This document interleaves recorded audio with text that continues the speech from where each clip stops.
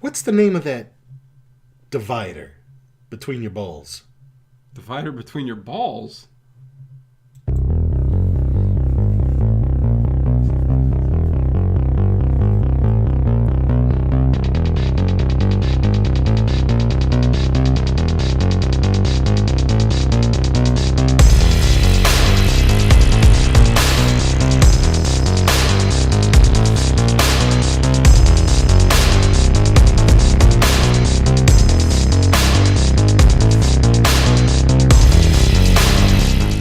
Is it just me?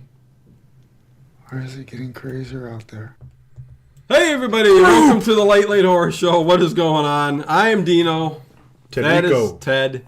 And boy, we were just into a deep discussion on all this stuff. That should have been recorded for Patreon. Yeah, but we're not going to go in there. Oh my God, some deep talk. But anyways, let's get to some fun. He always thinks I'm flipping and flopping on issues, but I'm really not. Yeah, we're gonna have a political show, debating stuff. But hello everybody in the chat. We are going to be talking about Suspiria 2018. One of my movies I just love. Yeah, you've watched this 5 times now. This is my 5th time watching it. I love the original. Love it. Yes, Love it. One of my favorites of all time. And when we first watched this, Ted, if you remember, the trailer reactions and stuff like that. Yeah. We were very harsh on that. I was very skeptical. Yeah, and then we started watching it without the subtitles, and we didn't give it a chance. We got a copy from our uncle. Yeah. And it had no subtitles. And half this damn movie's in German or French. Right. So we, it kind of throws off the movie. After a while, I'm just like, I'm not liking it. I'm not getting it, So we rewatched it. And, this... Well, then it had a proper release in theaters briefly. Yeah. Then it was on You can find it on Amazon now. now. It's on Amazon. Yeah. And I have to tell you, man... let me get the other stuff out of the way. If you're on iTunes, be sure to give us some positive feedback. Would love to hear from you. We are always live on YouTube Tuesday night, 9 p.m. Eastern Time. And, check out all the links in the description. #1 YouTube show this day, this time. Yeah, in this #1. In this slot. And Patreon, always an exclusive video every week up there, yes, too. We've been very diligent about that lately. Yes, making sure we get something new up there every week, just like we do the show here. Most of the time, it's just me. It's like Ted's recommendations. Yeah, kind of. Ted's got the steel books, the Blu-rays and all that good stuff. I've got all kinds of goodies. Yeah. But anyways, in this YouTube chat, hello, Leading Blind. What's going on? We are getting ready to talk Suspiria 2018. And this... Yeah, hey, son, how are you? If you're still out there, Liam. Sandra! Don't stay up too late. You got school in the morning. Sandra, what is going on? I haven't seen you in the chat in a while. Welcome to... the Late Horror Show again. Thank you for showing up. I'm going to do that right now. See, we're not doing a movie from 1948, so they all show up. Yeah, no. Well, you know what? I love this movie. This is a fantastic movie. It's not even fair to compare it to the old one, really. No. It's so dramatically different. 2 different films. It's like comparing the original Howard Hawks Thing from Another World, and John Carpenter's A Thing. They're just really 2 different movies. Raiders, AK in the YouTube chat. Positive feedback for Ted not wearing the Superman t-shirt. He's got his Grateful Dead. It was sitting on the dresser, but I was trying to think. I go, did I wear it last week? Yep, you did. Yep, you did. It was sitting on the ottoman. I picked it up. And I'll go with something else. Go with the Grateful Dead. You bought that. Well, we'll talk about that another time. But that expensive set. Oh my Lord! That's why we got that stimulus check, so I could spend it on a big Grateful Dead song. But anyways, the comparison between the 2 movies, man. I mean, you just separate them. Except for a general story idea of a dance school with witches and some names. They're really very different films completely. Marcos Dance Studio. The first one in Berlin. The original is hallucinogenic with its use of colors and music. Yes. Sparse story. This one has quite a bit of story. Maybe too much story for some people. It's a longer movie. Yeah, yeah. If colors are muted, drab, dreary, very gray, depressed. like kind of like the streets of New York in the 70s. You feel like you're being the oppressed Cold in War a fascist regime of the 80s. Yeah, That's very. That's when this is taking place. This Yeah. actually takes place in 1977 And very Berlin. political, kind of. Yes. Yeah, political. During a period that undertone. actually happened called the what was it called? The Gray Autumn or something like that. It was a real period. They mention a plane that was hijacked and the names and things and the incidents that they mention in the film. Those things did happen at Right. this time. Okay. So it's just, this story is just against the backdrop of what was really going on. And the whole film has to do with abuse of power in a way. Right. Not only are we seeing governments abusing power and the people revolting, even within the confines of this school, there's almost a mini revolt going on. This coven of witches are in the midst of voting who's going to be their leader. Right. And they all yeah. they all sort of take a vote earlier on in the film. It's between Tilda Swinton's character, Madame Blanc, Yeah. or Mother Helena Marcos. Marcos. And Who's a very decrepit, old, deformed Yes. lady. We don't get to see her till the end. But Yeah, and she's got some little baby little arms hanging on on her. I But noticed it's that. like, I never noticed that before. I noticed Yeah. it this time. I'm like, oh, I never saw that. There's Yeah. just details, and Oh. it ends up being in favor of Helena Marcos. We'll talk more about her later, but again, there's the three witches. There's an Yes, we abuse will. of power because they are following at the moment Helena Marcos, who Mm-hmm. claims to be Mother Suspiriorum. And the other mothers are mentioned, but only in a diary. And this is the beginning of the film, Right. where a character played by Chloe Grace Moritz, Moritz, yeah. Sarah? I believe. Patricia. Patricia. Okay, Patricia's that's right. been seeing Sarah's this the other therapist. one that ends up. What it turns Growing out, in a nutshell, is that, and I don't want to explain the whole movie to everybody. I want No, to talk no. about what's in the movie. Yeah, no. But Let's how this explain works, how this talk works, about it. is that the we'll just say this coven of witches Yes. use these dancers for their power. They groom them. Yes. They need to find every so often. Helena Marcos needs to reincarnate into another body. Yeah. Helena, like I said, Helena And it's Marcos. been what, 99 years at this point, I think, where she is. Well, she needs a new body. I don't know if they say how long. I don't recall how long. I thought that's what they said, but nevertheless, many She many needs a new years. body. Yeah. Patricia was the one they were grooming. Lots of flubber. And they're looking for, that one special girl, the one that can intuit. And it's like they use the dances that they teach them, the girls at the school. Yeah. This is almost how they transmit their witchery, their spells, their power. Their energy. Their energy. And you see that one part where the main character, Susie Banyan, when Madame Blanc holds her hands, you see a little light on her hands Right. and her feet. Those were lights coming up from beyond cameras. I don't know. Lightning, I think. a little lens flare, maybe. Yeah, it could be. But that's what. So they're looking for that special girl, and they think Patricia is the one. At the time of the beginning of the movie, Patricia's the one. Yeah, they're always trying to She's find going a a little very nuts. strong female, but yeah. She's begun to discover the price to be paid. She says she goes to her psychiatrist's office, who is also played by Tilda Swinton. Yeah, it's a fantastic job. They hid that one. Even in the credits, there's another Yeah. character. There's another person's name. And Dr. Klemperer. She would go on to say, Tilda would go on to say that I was playing this this person who was then playing, Klemperer, the psychiatrist. Yeah. Klemperer is a Did a fantastic Holocaust job, survivor, but yeah. Jewish Holocaust survivor. The voice kind of threw me a bit, but she can only go as deep as she can. Even actors on the movie Yeah. didn't know that was her.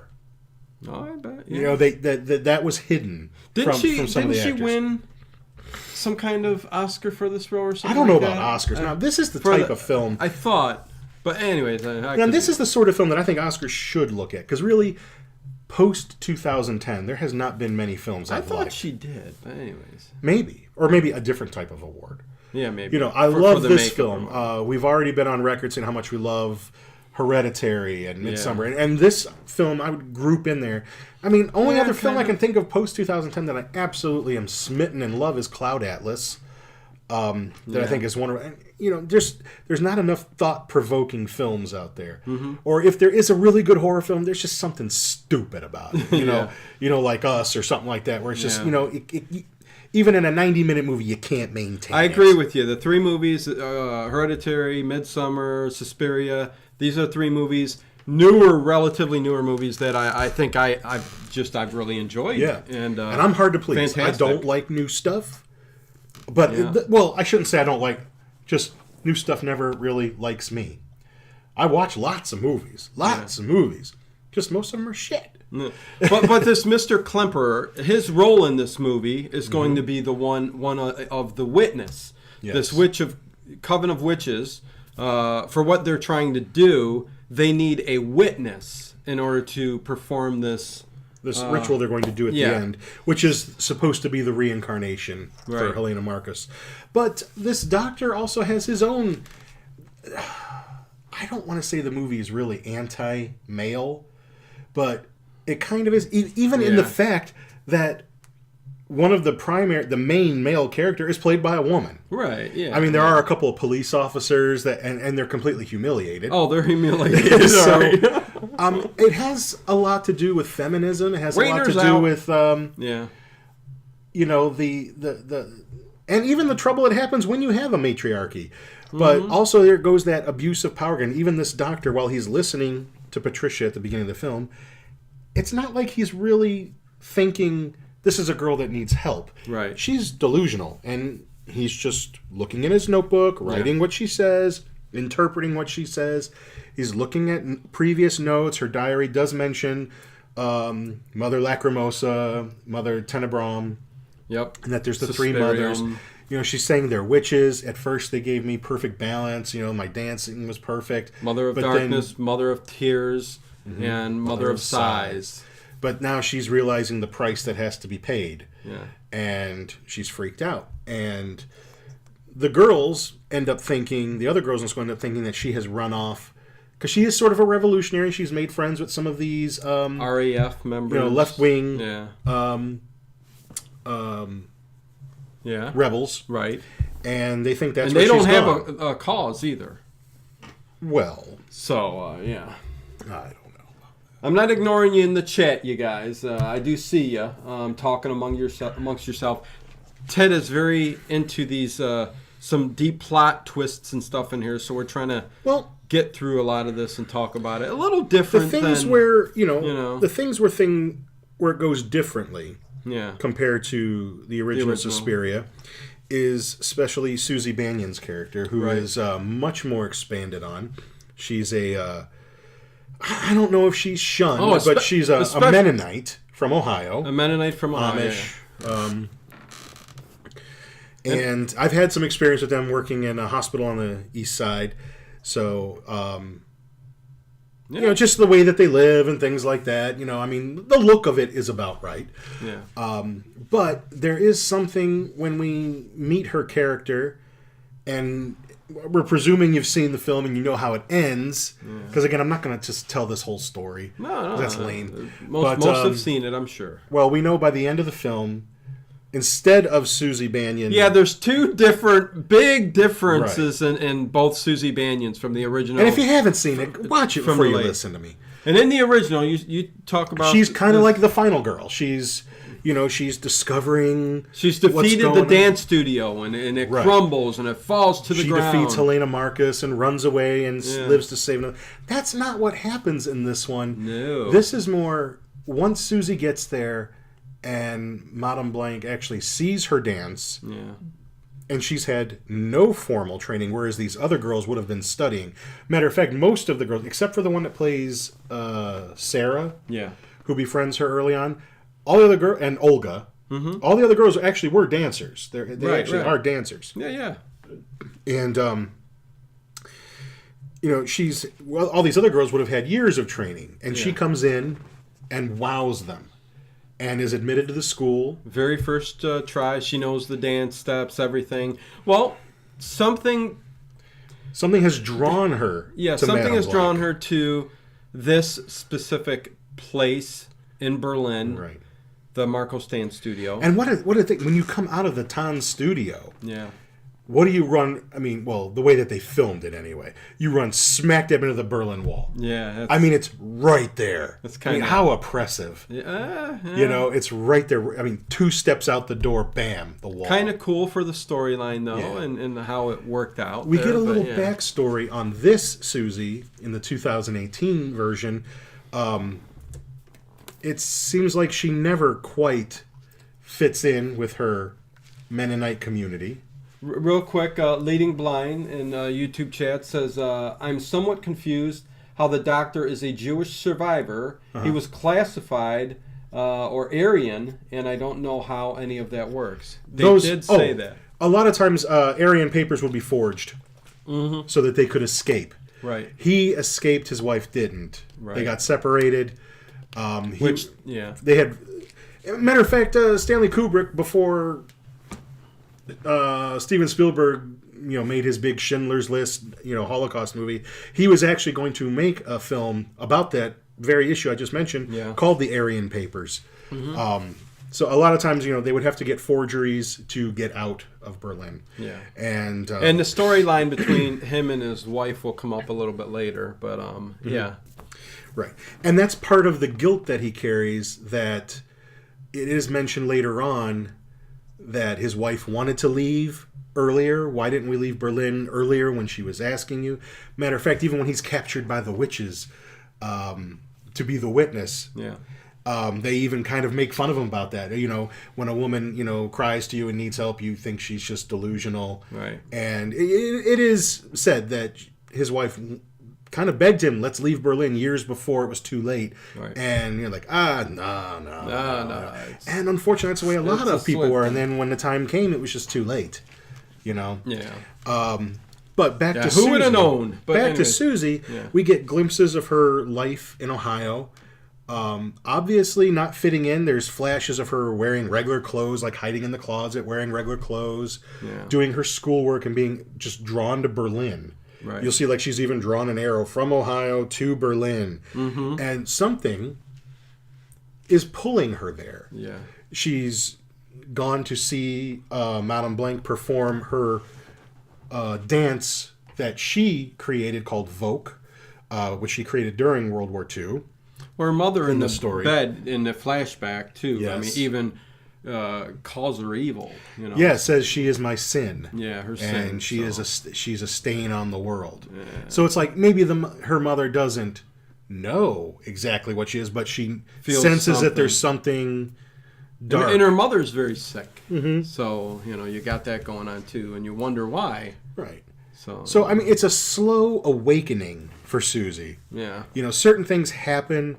While they're there, the witches insert dreams to the girls. Madame Blanc gives dreams to Susie, but then later on, Madame Blanc's with surprise, the weird colors. But she starts putting her own memories into the dreams, kind of pushing back a little, and that takes her a little bit by surprise. And there's always that shimmer, the shimmer, you see, which I think is Mother Suspiriorum, kind of like hanging around, being part, a representation of. Yeah. And even I think to bring in some light to, as per the original Suspiria, how you had those different color lights and stuff like that. They thought they'd do something a little bit different. Right, it has to be different. Because if you're just going to remake it and do it like that, what's the point? Exactly. Yeah. And this is what I always say. If you're going to take a film, most of the time I think you should just remake bad movies. There's lots of bad movies out there. Remake them. Make them better. Remake them better. Stop taking the good ones and remaking them. Yeah. But this is a rare exception. It's done the way that I think it should be done, where it's done so differently. Yeah. It's even like when Rob Zombie did Halloween, as much as people don't like it, he at least did some different things. And his part 2 especially did some different things. Yeah, no, I agree. People don't like, whatever. At least he did something different. Yeah, and that's what I'm saying. If it works, great. If it doesn't, it doesn't. Yeah, you can't remake it frame by frame. And, but this was, there was a different story to tell. And so it's a slow awakening for Susie. Even when her first class, when Madame Blanc says, just watch for now, watch. Yeah. And then that's when that Olga kind of goes off and kind of accuses them of witchery right there in front of everybody. Yep. And they're like, get her ass out of here. Runs off in the room with the mirrors, and that's when Susie Bannion takes the floor. Right. And it's one of the most... Olga's leaving? Yeah.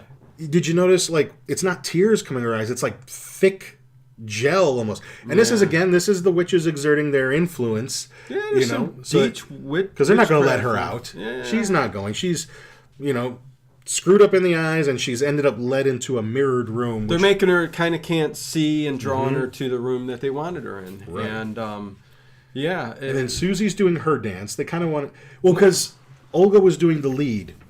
This character called the protagonist in Volk, since Patricia was gone. The Trash Picture Show remake Chud. I agree with you. I'm surprised they haven't. One of the greatest soundtracks in the 80s, too, out of those cheesy films. But they want to remake everything. Thanks for stopping by. Yeah, why not? No. Yeah. It's a cool idea. Hey. As long as they don't remake Street Trash. All right, don't touch Street Trash. Come on, you can make. Don't touch Basket Case. Well, yeah, I agree with you. Yeah, no, because that's its charm. Yeah, that's their charm. Yeah, you can't really. But anyways, yeah. So now it's. But this is who's going to dance the protagonist? And it's one of the most disturbing kind of parts of the movie. There's not a lot of blood or gore. No, really cool use of practical effects though. Yeah. So again, they're asking, who can do the protagonist? Who knows the steps? Yeah. And the new girl says, I can do it. I've watched the video of it in the library 100 times. I've seen you do it. She's very cocky. 2-3 times. Well, she's like... Street trash is trash, says Raiders AK. Man, no way! Well, it is, but it's... Well, it is trash, but... One man's trash is another man's treasure. Yeah. Give me a bottle of Viper. Sit down and enjoy that movie. But anyways, and she, for the most part, does it. Yeah. But while she's doing it and making the moves, Olga, in the meantime, Susie's moves is having a physical impact on Olga, twisting her body. Now, she actually could contort, that actress. Right. Could actually contort. Yeah. But they did use practical effects, to make the jaw move over and the ribs pop on the arms, and it was disgusting. Really cool. And then the witches later just take these little hooks and. Well, that was kind of disgusting too. I mean, getting the hooks in that body afterwards, and they all would get their chance with it's a physical representation of what they do. They get their hooks in you.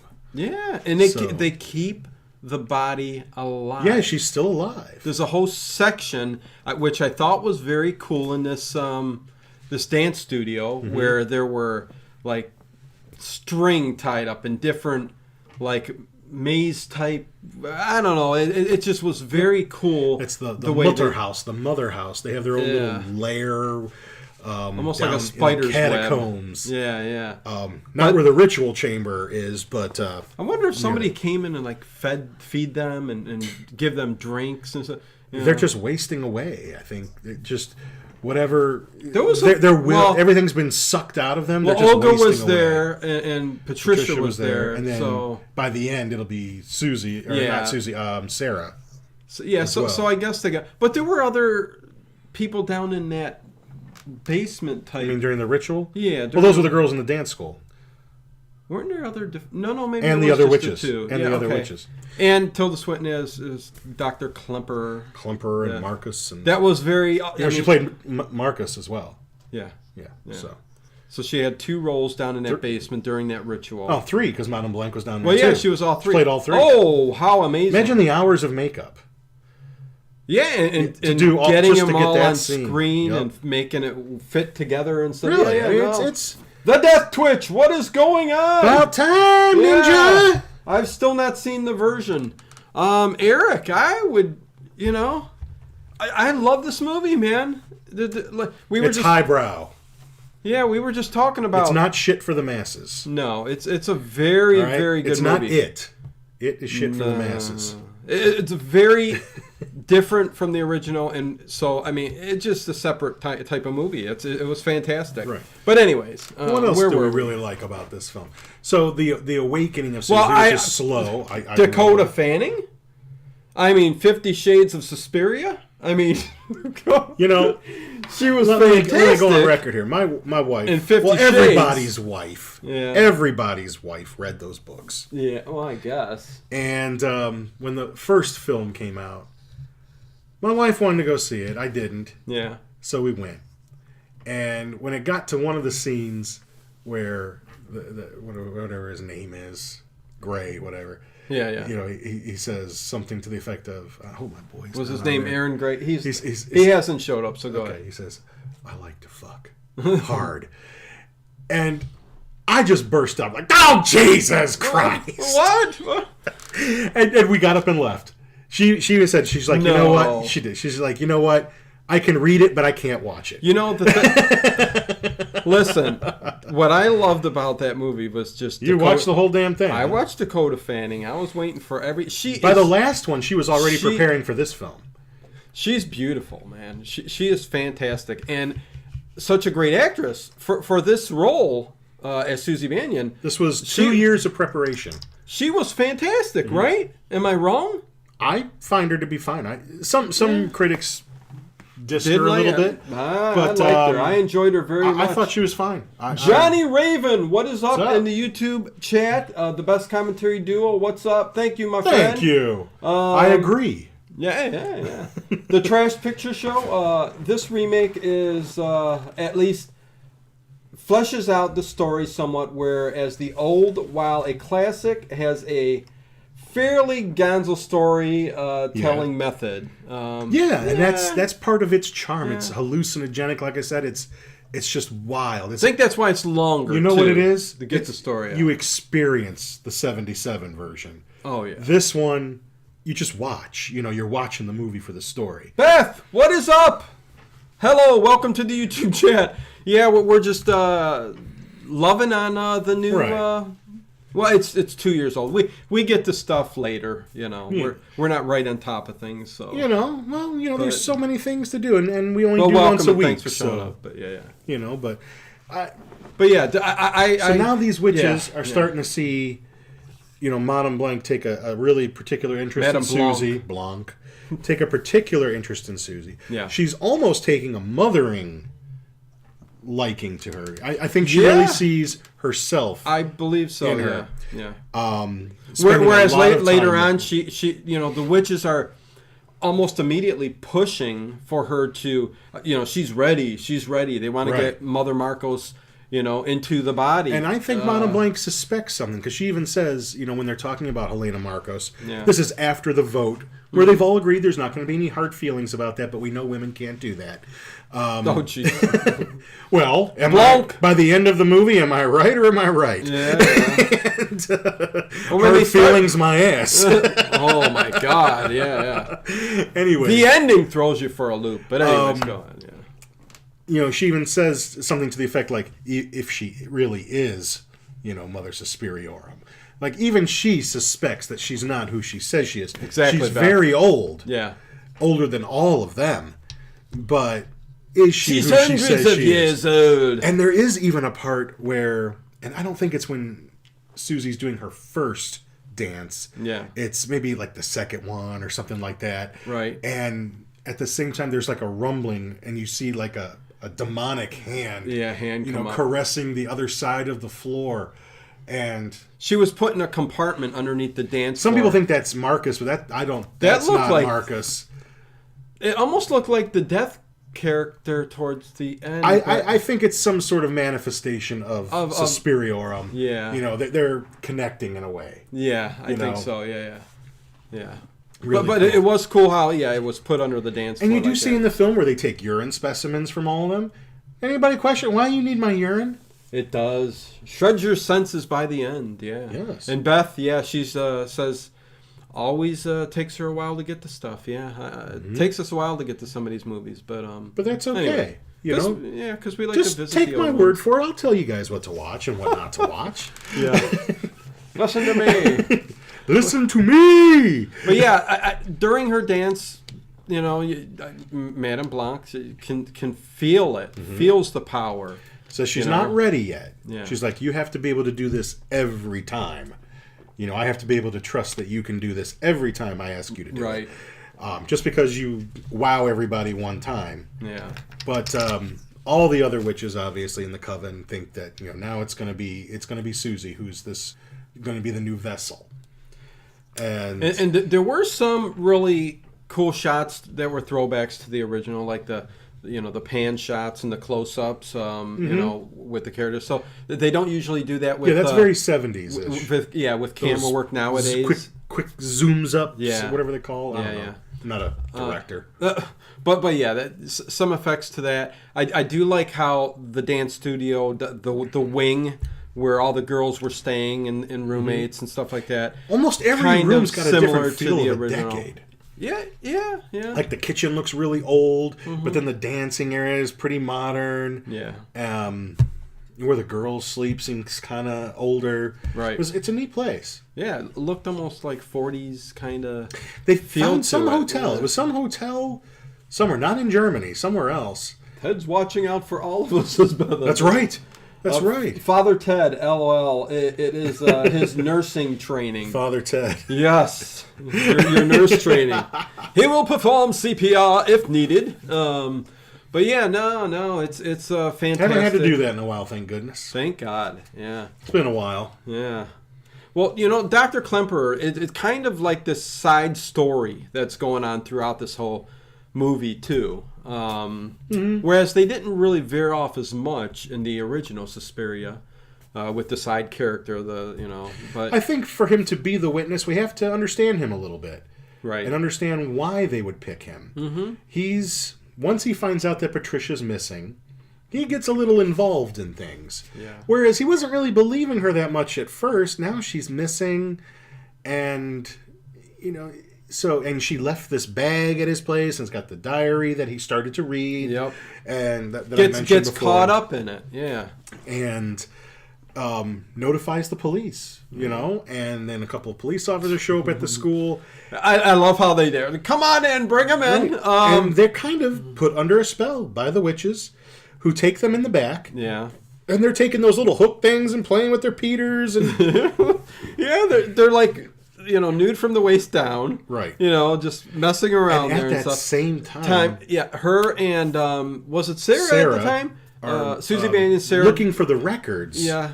For Patricia and Olga. Yeah. Just to find out what the hell is going on because, Susie thinks something weird is going on. Right. She hasn't quite made the transition to what she's going to become.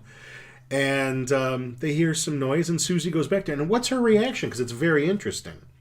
When she sees the witches, when she's looking through the shelf there at what the witches are doing, she laughs, she smiles. Now, don't you think if you were thinking something weird's going on and you looked at it and you saw it, like, oh my God, you'd be scared. Well, yeah, no. And just the fact that she smiles and she gets some joy out of it shows that she's already going over. It's already starting to happen. Yeah, Suspiria. Right. The Trash Picture Show says, sad that Argento has... lost his touch. Oh, God, yes. Christ, have you seen his 3D Dracula movie? Yes. And Rutger Hauer and Dracula turning into the praying mantis. Yeah. You know what? Dario Argento's got... You know what? I'll say... 3? Maybe 5 or less really good Deep movies. Red, definitely. Deep Red. Inferno. Tenebrae. Well, Tenebrae, Opera. I don't like Tenebrae as much as, okay. say, like The Bird with the Crystal Plumage. Have you ever seen that? Okay. Bird with the Crystal Plumage. Plumage. I'd say there's about 6. But yeah, go ahead. Bird with the Crystal Plumage, Deep Red, and I would say Cat of Nine Tails. Aren't so much horror films. They're psychological thrillers, whodunits. Yep. And they all... Love whodunits. And Suspiria has this a little bit, too. He loved the idea of, especially like in Deep Red and in Suspiria, that the character knows something that's key to solving the mystery, but can't remember what it is.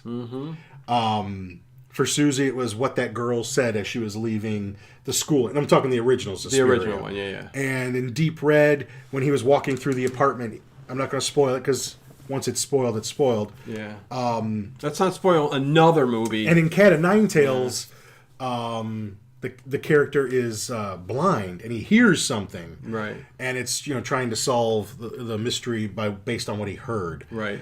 That was kind of Dario Argento's thing for a while. But I would say, we mentioned Inferno, which is the second part of the Three Mothers trilogy. Then there's Mother of Tears, and that movie's just terrible. Sucks, yeah. Have you seen Opera? Yeah, I've seen Opera. Okay, you like that, right? Yeah, Opera's pretty good. Okay. I like it more than Tenebrae? Yeah, Tenebrae. Even though that's not bad either. 70s, early 80s, he had that little run, and, it's kind of like a lot of directors, though. I mean, look at Coppola, Francis Ford Coppola. I mean, who likes anything? If that guy stopped making movies after The Two Godfathers, The Conversation, and Apocalypse Now, and then just went into hiding, he'd just be considered a god. He'd be done, yeah. They'd be like, oh my God, where's Francis Ford Coppola? He's a god. He made 3 great movies, he and he never came back. Fantastic films. You can't, maybe that's why Kubrick took so long in between movies. He's not like Spielberg putting 2 out a year. Yeah.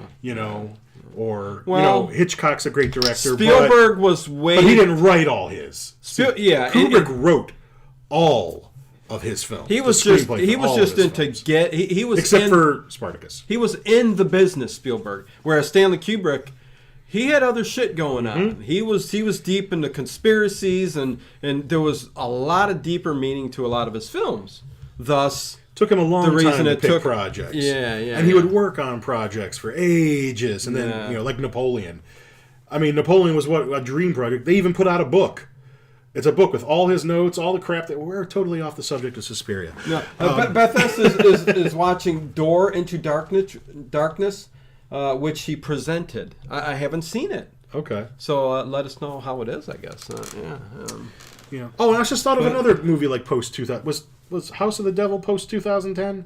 Or is that before 2010? No, that was post-2000, but that was... Was that 2010 or later? I still call that a little... I think that was 2007 or something. House of the Devil. That's another really good one. Fantastic movie. I love House of the Devil. Other than that, that's like it. That's it. And that girl in that movie looks a bit like Jessica Harper from the original Suspiria. Speaking of Jessica Harper, she gets to make a cameo. She does. In this film. Yeah. As Dr. Klemper's wife, Anka. Did I say Dr. Federer earlier? Federer. I might have said that, but no, Klemper. And she got the role, provided the director said you have to be able to speak your lines in German. Right. And she really wanted to do it, so she took a bunch of classes to learn German so she could speak it. She didn't know how to do it. Well, this was Jessica Harper. I'm sorry. Yeah. And this was the original Susie Bannion. So and from Shock Treatment, Phantom of the Paradise, cool movies. Oh, and Phantom of the Paradise. Yes, another fantastic. And he's given a vision of her where they meet again, and she says, I got out okay, and I got a happy life, and it wasn't your fault. And they're walking together. And they're walking from East Berlin back into West Berlin. Yeah, no guards are looking at them. Right. They walk right through the checkpoint. And that's where you got to realize, this is sort of a dream. Yeah. Because none of the guards are checking their paperwork. They do a good job, though, pulling you in. You may not even catch that the first time you watch it. Right. They do a good job pulling you in, thinking that, wow, he found his wife. But you watch, all the guards aren't watching. And before he knows it, he's right outside the school. She disappears. Right by the wall. And that's where the witches grab him because they've decided, like you had said, that this reincarnation they want to have a witness. Yeah. And they thought, well, we've got the girls. Let's have a male witness this time. Yeah. They want him because he's the one who brought the police. They specifically need a witness for this ritual to be... I don't know if they specifically need it, but they want to do it. It's something they haven't done for a while. Okay. So maybe they think this one's going to be a special one. Okay. So they want a witness. Well, definitely, I think they think that... because there's a couple ways that this can happen. Yeah. The first way, they're preparing for a performance of Vogue. This is going to be the last performance of it. And as I was saying, the performance itself... And only 50 tickets are being sold, so they're going to make a lot of money. But basically, you're right. I thought it was very funny. Well, yeah, I mean, because they do it inside. It's not like it's in a big theater or anything. It's right there inside the practice room. Yeah, like people just sitting around. And I have to say, I'm not big on any kind of dancing or artistic dancing or ballet or anything like that. This is some amazing choreography. Oh, it was cool. Very, while it looks wild and ritualistic. Chaotic, and the costumes they wear are these flashy red and white ribbons that go flying this way. And you can hear them flipping. And that's flipping. It's yeah. It's amazing. You know, it's an amazing performance. It's an Olympic event, I guess. Yeah. So this performance of Vogue, yes. I think the whole idea, you know, like I said, their power is in the dance, and I think that is actually supposed to, the dance itself, can prepare her as the vessel for Marcus. Yeah. That I think Madame Blanc created Vogue as a way to do that. Yeah. Because the protagonist is to be the vessel. Well, whoever is playing that. Before that dance happened, though, Sarah's character, yes, hearing noises and people talking and stuff like that, does what they did in the original Suspiria. She's counting, back. Right. She hears the footsteps. Yeah. Yes, and you're right. Ends up down on that wing. The Mutterhaus. Yeah, the Mutterhaus. Mutterhausen. And, oh, man. But, makes her way over there. And somehow, Jesus Christ, I'm belching. Somehow she makes her way to where they make these holes open up kind of in the floor. And one of her legs just fall in there and break. Mm-hmm. Where the bone's sticking out. Oh, hey, we have to mention before that, she encounters Olga and Patricia down there wasting away. Right. Their bodies are all, they look like 90-year-old women practically. Yeah, like the soul and essence has been sucked out of their body. And sucked out to their body. A couple of the witches, they get her, they do a little over the wound. It's and healed. put her well, not healed, but covers up the bone. Covers up the bone. And she's completely under some hypnotic spell, as are the other girls that are doing the dance as well. They're all under some kind of spell because they all have that look on them. Right. And what happens is they're doing the dance. They know Sarah's not there. They almost have a witch for each dancer. Yeah. I think there's one for each student. Yeah. You know what? I think you're kind of right on that. To kind of puppeteer. I don't know if the number is official, but I mean, because one of them kills herself, one of the witches, kind of weird, but and they sent the other girl off. They said, "Oh, sorry, you're no good anymore." There you go. You're out. Yeah. And but anyways, so they're doing the dance without Sarah. They said just act as if she's there. Mm-hmm. Then they kind of ease her back in, and she's got that look, that blank stare look. Yeah. She's doing her dance. You even see some scenes where it looks like their eye colors change. Right. Both their eyes, Susie and Sarah. Yep. But while they're doing the dance, Susie does something different, which then throws off Sarah, causing her to fall, legs broke again, all that screaming, yelling, bitching, and everybody sort of wakes up. Right. That ruins the ritual. Well, that was to be the ritual. Right. To transfer the vessel. Mm-hmm. Didn't work.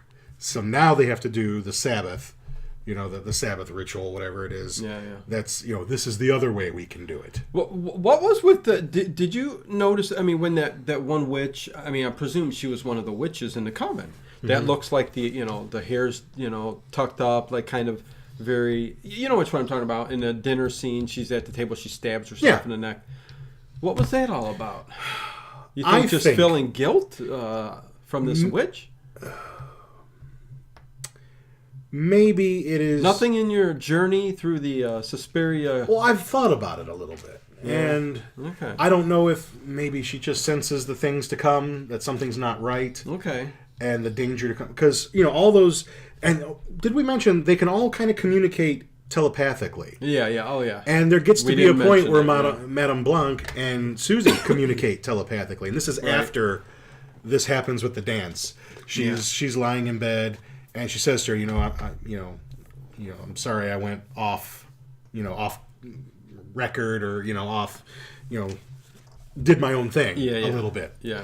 And the dance itself is just very feminine, very sexual, very, it's very animalistic. Animal. She even says, Susie Bannion, Yeah. you know, it's Madame Blanc asked her when they were sitting down earlier, and they asked her like, well, what did you feel? Mm-hmm. And she goes like, I felt like I was being, like what it was like to fuck. fucked. And she's like, she goes, man. a man, and she goes, no, an animal. Animalistic. Yeah, And yeah, with the shoulders going. Oh, yeah, it's pretty cool. But an odd answer to the question, Mm-hmm. But yeah, there were very things like that throughout the whole movie that. After second watch, you can see that this is leading up to Susie Bannion's more than just a dancer. There's even a part during one of her nightmares. If you catch it, she yells out, "I know who I am." Yeah. And these are the little clues to fill you in. When you get there, when you see the changes happening. That's why you can watch this multiple times and still pick up on things. So yeah, those are the best kinds of movies. Yeah. So Ted loved them movies. I love them movies. Mm-hmm. So we're getting to the Witch's Sabbath, all right? Yeah. And Susie's just kind of walking on down. They had a little night out. They're gonna. They had a little night out. Sort of a little night out. Yeah, they're all eating. She comes out, throws her purse down, gloves down. She's heading on down. And it's not that she... I like the scene we overlooked, but there was a scene where Sarah, when she did go to that, that area behind the secret glass door that took her through the Mutter, house over there. There was like a museum of objects under glass and under case, like porcelain feet and stuff like that.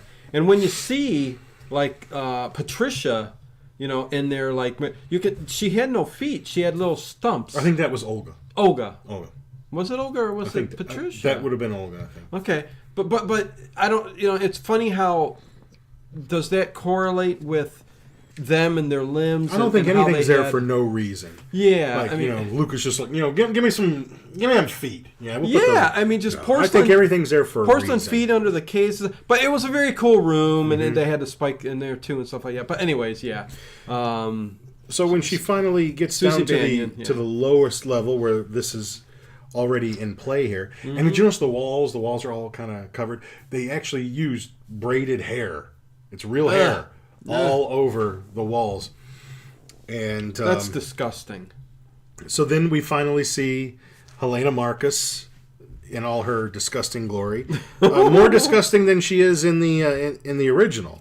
Can I just say how much... And why the sunglasses? Dakota Fanning looked in this part of the movie. This is the way she needs to look. The red dress, it's all sheer. You can see...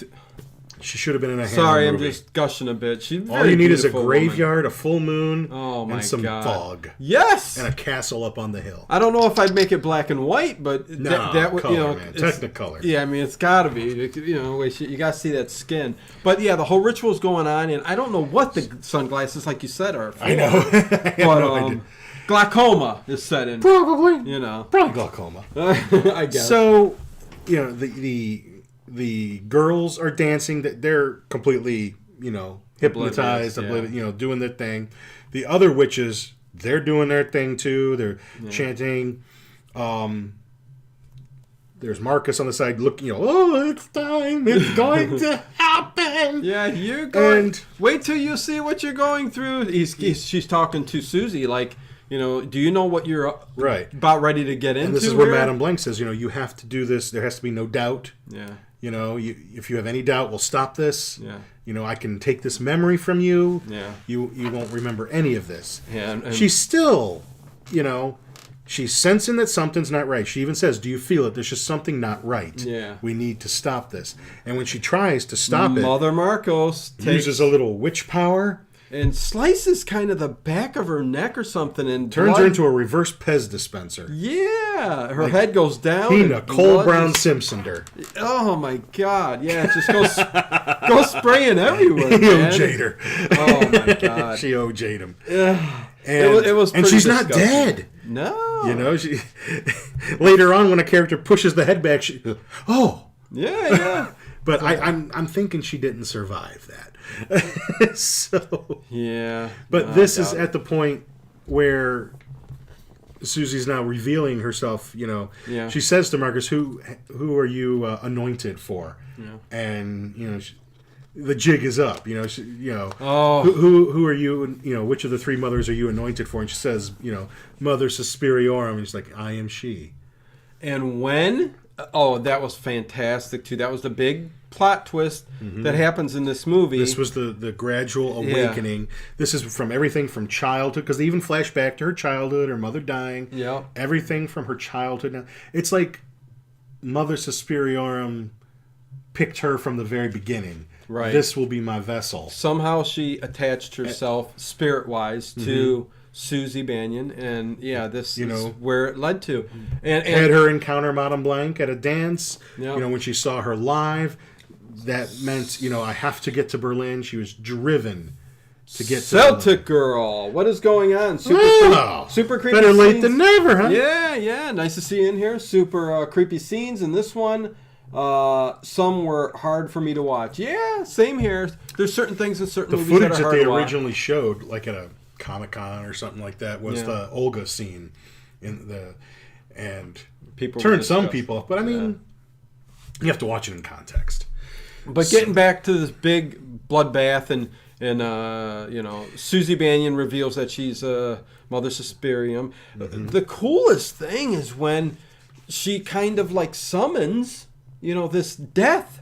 And that's the character's name. Death. Do you know who played Death? The same actress that plays her Amish mother. Oh, really? Put that one together. Okay. The same character that plays her mother in the film also plays Death. Huh. Very interesting. For a reason, I'm sure. Yeah.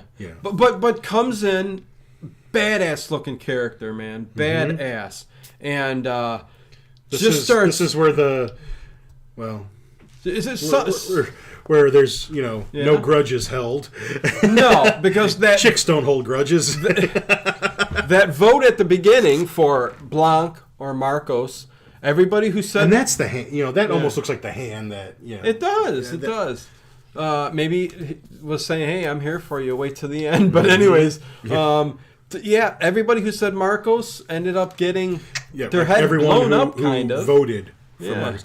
Now you know what the one thing is. The Death does go to Madame Blanc. Yeah, he does put his hand by her and then moves away, because when she was asked to vote, she said, "I abstain."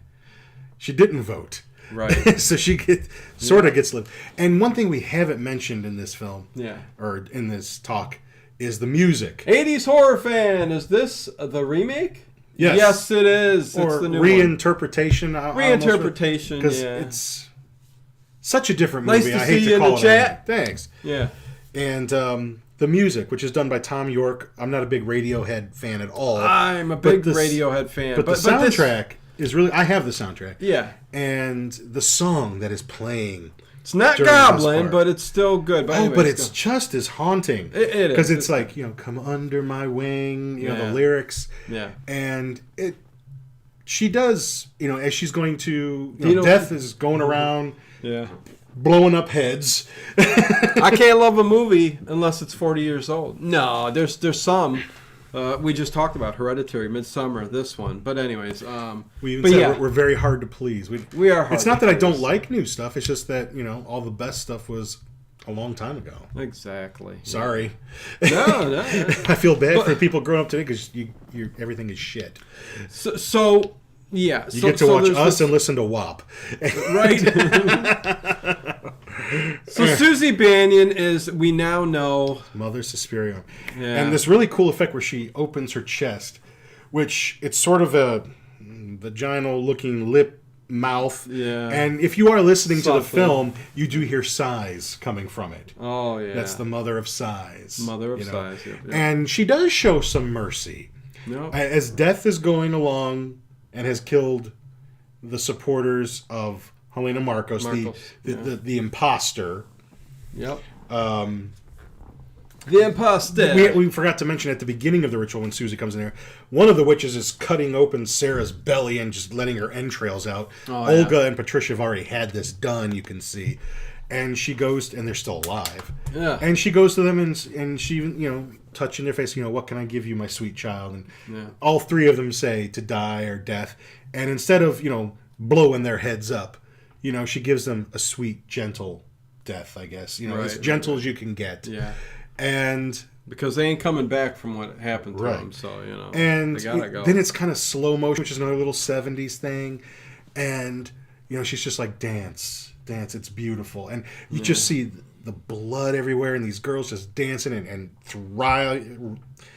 It's an amazing, it's captivating. You loved it. You loved it. You're a sick bastard. No, it's just it's a powerful, sick and powerful ill man. moment in the movie, and he's a sick, ill man. It's just cool. You've taken your medications, right? I have. I've been properly medicated. Okay, very well. And now you think the film's over, but it's not. Oh, 80s horror fan, thank you for the super chat. Oh, thank you. Ted, stick with the Deadhead shirts. No more superheroes. Oh, well. And the thing is, I don't even really care for superheroes. I don't watch superhero movies, man. It's just an ongoing thing. To me, thing. Batman ended with Adam West. I mean, you know, I'll watch those. Until that shirt disintegrates, he'll always wear it. I'll have it. It'll be back. Yeah, it's in heavy rotation. But what? Okay, after all of this big, like the next day, school's back in session. No one remembers anything. The girls are going to class like anything. Yeah. They mentioned that Madame Blanc has left the company. Yes, left. You know, we will do our best to carry on, but there is no, as far as the witches are concerned, this is Mother Suspiriorum school now. Right, she has taken back what is hers. Yes. And for whatever reason, because she's decided that she wants to now. Maybe it's the chaos that's going around in the world, but... and this is where they stay. This is their place. This is where everything happens. So, you know, where else are they going to go? And they will carry on. Yeah. And then they do help... Dr. Klemper out. Yes. He's dressed and she's walking him out and it's okay, here you go. And he's just, because he's had to watch the whole thing. Yeah, he's in shock. He kind of had to lay there naked and his old body, took the shock and everything of this. He goes home, finds his way home. He's in bed. Like completely out of it. Shell-shocked, I guess would be a good word for it. Yeah, his caretaker, whoever that woman is. Maid. Trying to take care of him. And here's some soup, And, she goes, here's some soup.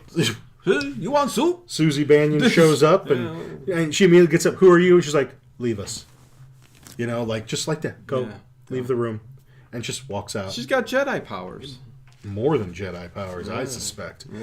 And in a nutshell, she sits there and almost kind of apologizes to him for the behavior of her sisters, and that the world needs guilt, the world needs shame, but she says we don't need yours.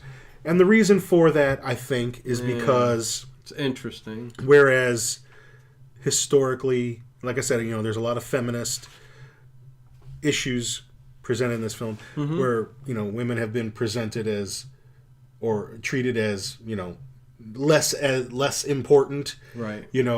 A Jewish Holocaust survivor also was treated as someone who was, less than a man. Right. And, I think that's why she's saying that to him, because you've also experienced these feelings. Even though you are a man, you have experienced this as well. You think a lot of that backstory and those kind of things were told in kind of an understated way from the Holocaust? You think they were kind of like putting that out there a bit too? Yeah. I mean, and that's where multiple viewings, I get more every time I watch it. I feel like I know a little bit more, or I notice something more, or sometimes you just feel it and you can't really explain it. If you're watching a David Lynch movie and you're trying to, if you're trying to explain season 3 of Twin Peaks, that one episode. Can't do it. You feel it, you can't explain it. Yeah. But she tells him what happened to his wife. Right. That she did die, but she wasn't alone, and that her last thought was of him and how much she loved him. And it's very nice. And she takes his memories of that away. She's like, I'm going to take the memory of Patricia, Sarah, all of what you've experienced, and I'm going to take all that pain away from your wife. She will never exist. Wow. So all his pain... He's got a lot of power. Will be taking all that away. He almost has he does have a seizure. It's like all the memories are leaving him. Yep, his brain's freaking out. And that's what's going on. He doesn't even recognize his maid at first when she comes in the room. And he said, "Who are you?" And she said, "What do you mean? I bring you soup." And that's kind of, brings us to the end of the movie. There is a post-credit scene. I don't know if you stayed and watched it. Yes. And you watch and you go, what was that? Right. Yeah, I don't know what. I have a theory. Yeah, okay, what's your theory? Yeah. And I developed it the last time. Susie Bannion comes up to the camera. It looks like she's outside, maybe behind the school or somewhere, and she just kind of reaches, moves something with her hand, looks to see if anybody's seen her, and takes her hand away. Yeah.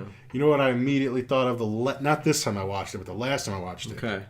The blue iris. Remember in the original Suspiria, Susie Bannion had to remember to turn the blue iris. Okay. Maybe it's something like that. Maybe it's something you turn, and maybe there's another little hidden chamber. Okay. And the only reason they did that, I mean, they wanted to shoot some little scene because the director has said, I'm not opposed to making more films. Yeah, leaving open another doing Suspiria. a Mother of Darkness and a Mother of Tears film. Yeah.